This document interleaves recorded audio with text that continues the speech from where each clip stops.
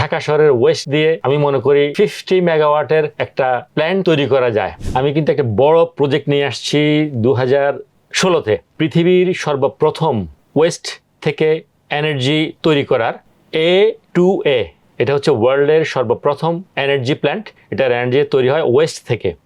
আমি এই প্ল্যান্টে গিয়েছি, ফিজিক্যালি 3-4 বার গিয়ে দেখে আসছি পুরা।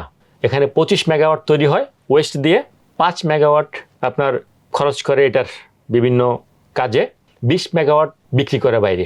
আমি এই প্রজেক্ট 2015-তে বা 16-তে আমি এক্সপার্ট নিয়ে আসছি দেশে করার জন্য। দুর্ভাগ্যক্রমে আমার অনেকগুলো টাকা আমি নষ্ট করেছি, হয়ে ওঠেনি। রিজনটা কি?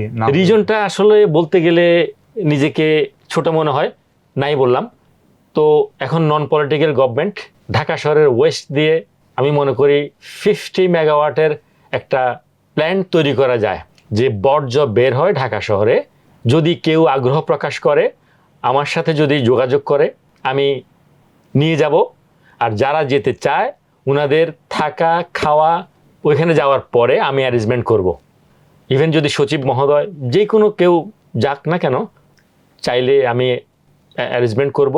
এর আগেও কিন্তু আমি অনেককে অনেক প্রস্তাব দিয়েছি।